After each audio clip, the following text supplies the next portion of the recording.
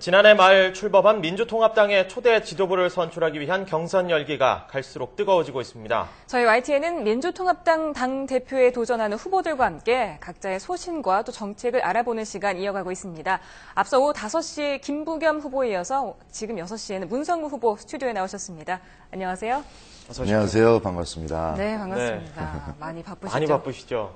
네, 거의 매일 일정이 있네요. 네, 지금 목도 약간 쉬신 것 같은데 먼저 이 당대표에 도전하는 포부부터 좀 밝혀주시죠. 네, 민주통합당은 완전히 새로운 정당입니다. 그래서 새술은 새 부대에 담자 그런 뜻으로 대표에 출마했습니다. 민주통합당은 우리 사회에서 모일 수 있는 모든 세력이 다 모였다 할 수 있겠죠. 그러니까 민주당 세력이 있고 그다음에 노동 세력, 시민 사회 세력 그리고 우리 같은 개미 시민들 해서 모두 다 모인 정당입니다. 단순히 통합만 한 것이 아니라 혁신을 이뤘죠. 그러니까 대표 지도부 선출은 물론이고 금년 4월에 이제 국회의원 총선 때 후보 경선에 100% 시민 참여 경선으로 후보를 뽑습니다. 그러니까 완전히 시민께 돌려드린 정당이 되는 건데 네. 국민들께서는 체감을 이렇게 제도가 바뀌었다 하더라도 제일 먼저 느끼시는 게 아무래도 대표가 신선한 사람이 이렇게 딱 앉으면 그걸 제일 확실하게 느끼시고 그러면 참여하니까 바뀌는구나. 박원순 시장도 되고 문성군도 되고 그러면 이제 4월 총선 때 시민 참여 경선한 때 아주 적극적으로 참여해 주실 거다. 그러면 이제 공천 혁명이 일어나니까 그걸 쭉 이렇게 계획 속에서 대표에 출마한 겁니다. 네, 물론 신선한데요. 또 배우 문성근이 아직까지는 더 친숙하다는 분이 많습니다. 그래서 혹시 정치를 좀 더 잘할 수 있겠느냐라는 회의적인 시각도 있는데요. 어떻게 생각하시는지요? 글쎄요, 제가 직업을 정치인으로 하지 않았을 뿐이지 사실 70년대부터 아주 무서운 정치 현실 속에서 살았죠. 목숨이 왔다 갔다 하는. 그래서 정치에 대해서는 늘 공부를 많이 해온 셈이다 얘기할 수 있고요. 또 하나는 제가 이제 연기자를 해왔는데 연기자는 자유로운 영혼에 또 분방한 상상력이 생명이거든요. 네. 그래서 그것이 있었기 때문에 제가 정당이나 여의도 정치에 주눅들지 않아서 아무도 야권 통합이 될 거라고 생각하지 않을 때 된다. 왜 안 된다고 생각하냐. 상상을 발휘해서 이렇게 통합까지 왔다. 그래서 지금은 이렇게 고리타분하지 않게 젊은 세대와 함께 이렇게 막 즐겁게 상상하면서 정치가 이루어져야 되기 때문에 잘할 수 있을 거라고 생각합니다. 정치와 상상이 결합한다. 그런 말씀. 굉장히 중요한 부분이죠. 알겠습니다. 예. 19대 국회의원 선거 출마를 선언을 하셨죠. 네. 문재인 또 김정길 전 장관과 함께 부산 출마를 이제 선언하셨는데 그 지역구가 고 노무현 전 대통령이 낙선했던 그 지역구입니다. 네. 특별한 이유가 있으신지요? 예, 북강설인데요. 시민 여러분, 제가 찾아뵙지 못해서 정말 죄송합니다. 이번 지도부 경선 끝나면 꼭 가겠습니다. 2000년에 노무현 후보가 이제 100% 당선될 그 종로구를 버리고, 지역구도에 도전했던 그런 지역구죠. 우리나라가 그야말로 20년 가까이 이렇게 선진국 문턱에서 번번이 미끄러지는 게 딱 이 지역구도에 발목 잡혀 있기 때문이다라고 생각하거든요. 네. 김대중 대통령도 노무현 대통령도 이 지역구도 극복을 위해서 참 애를 쓰셨는데 두 분 서거 후에 참 아이러니하게도 좀 완화되기 시작한 기미가 확연하죠. 네. 그러니까 이번에 좀 더 그야말로 팔분응선 또는 정상까지 극복되기를 간절히 바라기 때문에 이 과정에서 제가 할 수 있는 일이 뭘까? 그래서 선택을 했습니다. 네, 아까 찾아뵙지 못해서 죄송하다고 하셨는데 또 지난주 토론회 때도 아직 이 지역에 대해서 공부를 많이 못했다라고 하셨습니다. 겸손한 말씀일 수도 있겠는데요. 한나라당 텃밭을 공략하는 도전자치고는 좀 아니란 처사 아니냐 이런 비판도 있거든요. 거짓말하기 싫었어요. 네. 지킬 수 없는 약속해서도 안 되고 또 모르는 거 아는 척해서도 안 되는 일이고 그냥 솔직히 그렇습니다. 근데 이게 워낙에 국가적으로 중요한 선거이고 또 이 지역구도 극복이 워낙에 오랜 가슴 아픈 사연이 있는 일이라서 그 선에서 결정한 거니까 더 그렇게 이해해 주실 거다 그렇게 기대합니다. 사실은 아까도 말씀하셨지만 지역구도 타파 대의 명분은 충분하지만 사실은 이 부산 민심을 좀 설득할 만한 구체적인 전략이 있어야 될 것 같은데요. 어떤 보관을 갖고 계십니까? 결국은 정책이죠.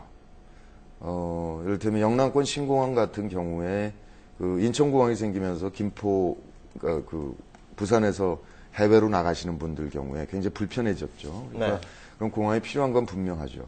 근데 그게 이렇게 오락가락하는 그런 현상들.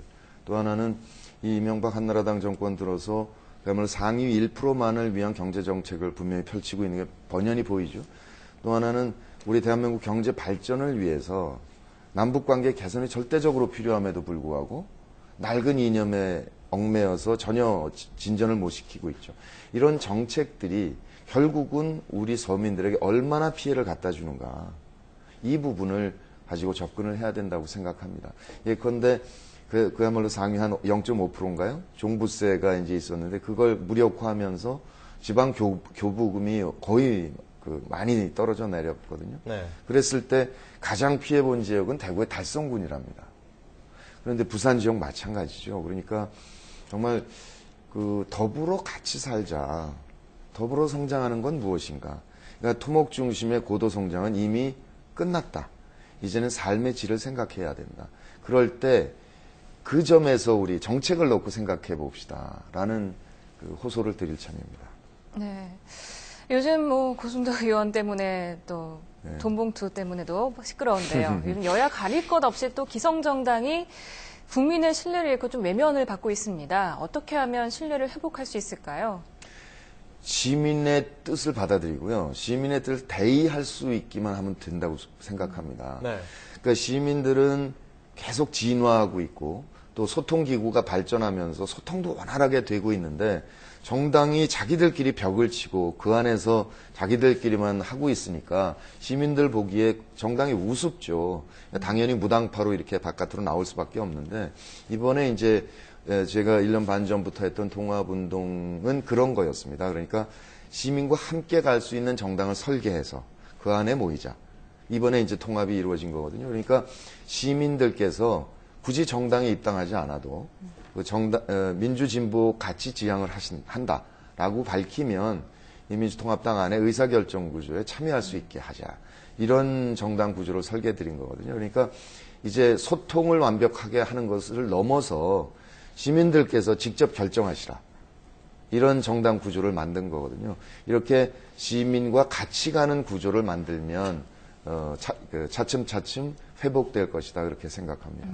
사실은 시민들이 가장 중요한데 시민들이 지금 굉장히 불만이 많죠. 양극화 문제도 있고 그렇죠. 뭐 최근 통계청 조사에서는 뭐 본인이 하층민이라고 생각하는 사람이 45%를 넘는다. 이런 뭐 설문조사들도 있었습니다. 중산층을 복원을 시켜야 될 텐데 어떻게 하면 될까요? 정책이야 많겠죠. 근데 전 큰 흐름 속에서 판단해야 된다 생각합니다. 그러니까 97년에 IMF 후부터 이제 이렇게 나타나기 시작한 거죠. 신자유주의 주류 속에서. 근데 이제는 시민들 스스로가 사실 이명박 한나라당 정권 3년 사이에 경제 정책이 얼마나 나의 삶을 망가뜨리는지 잘 확인하고 계시지 않습니까? 그러니까 시민들이 스스로 각성해서 내가 참여해야 바꿀 수 있다. 그런 마음가짐을 가지고 그야말로 서민과 함께 가는 정책을 내놓는 정치인들, 내놓는 후보들과 소통하면서 그들이 활동할 수 있게 만드는 환경. 이게 가장 근본적인 해결책이라고 생각을 합니다. 뭐 그 이외의 정책에 대해서야 적어도 세계 12위, 13위 정도 됐다니까 대한민국 국민이면 누구라도 굶지 않고 밥 먹고 몸 아프면 병원 가고 네. 자식들 공부시킬 수 있고 마음 놓고 아이 낳을 수 있고 이런 나라를 만들어야 되는 거겠죠. 네. 지금 또 민주통합당이 추진하고 있는 청년 대표제 아이디어를 내신 걸로 알고 네네. 있습니다. 참 취지는 좋은데 청년층의 이익을 꼭 청년층이 대변해야 하는 것이냐라는 비판도 있거든요. 지금 20, 30대는 완전히 새로운 세대입니다. 그러니까 그 이전 세대에 비해서 민주주의 10년을 완벽하게 즐겼고요. 경제적으로 훨씬 풍요로운 상태에서 성장을 했기 때문에 완전히 새로운 세대죠. 거기에 우리 경제 구조가 이제 한계에 오면서 일자리가 창출되지 않는 상황이 왔지 않습니까? 그래서 그 세대의 정책적 요구가 그 전 세대와 확연히 달라졌죠. 그러니까 그 세대를 대변할 필요가 있다라고 생각을 하고요. 그다음에 이런 청년 비례대표 경우는 이제 1년 반 전에 국내 명령하면서 청년들을 각급 의회에 의무적으로 공천하자 이렇게 제안을 드렸습니다. 근데 이것은 사실은 모든 정책이나 제도는 시민들께서 이렇게 요구할 때 그 요구가 끌어나오면 그걸 이렇게 거두어서 하는 게 이제 제도일 텐데 이 경우는 아직 그런 분위기가 안 만들어졌으니까 제도를 만들어서 제시하고 이 상태에서 이제 시민들의 요구가 청년 세대의 요구가 분출될 것이다. 그렇게 기대하고 있는 겁니다. 네.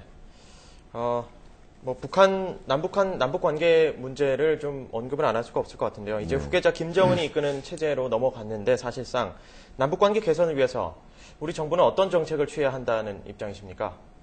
꿈을 깨야죠. 이미 지금 체제에 대해서 중국이나 미국이나 안정화되기를 원한다 이렇게 하고 있는데 그동안 뭐 위키릭스나 이런 데 나온 거 보면 결국 흡수 통일을 원해서 이런 정책을 취해왔던 거 아니겠습니까? 네. 흡수 통일이 가능하지 않다라는 것은 그야말로 역사가 입증하고 있는 거기 때문에 빨리 정신을 차리고 어떻게든 관계 복원을 위해서 남은 임기에 노력하기를 바랍니다. 네. 네. 또 정치인 문성근의 또 최종적인 목표나 목적지가 어디인지 배우 문성근을 정치인으로 변신하게 한 꿈에 대해서도 말씀해 주시죠. 네, 꿈은 통일된 사람 살만한 세상입니다. 저도 뭐 나이가 어느 정도 들었기 때문에 이 나라가 어느 날 갑자기 뭐 예수님이 꿈꿨던 나라가 될 거라고 생각하지도 않고요. 정치인들이 뭐 부처님이 꿈꿨던 인간이 될 거라고 생각하지 않습니다. 그저 조금만 더 가까이 갔으면 좋겠다. 그러니까 노력을 포기하지 않는 나라. 그러니까 포기할 만큼 절망이 퍼지지 않는 사회. 그런 게 이루어졌으면 좋겠습니다. 네. 지금까지 민주통합당 당대표에 도전하고 있는 네. 문성근 후보와 얘기 나눠봤습니다. 오늘 말씀 고맙습니다. 고맙습니다. 네, 고맙습니다.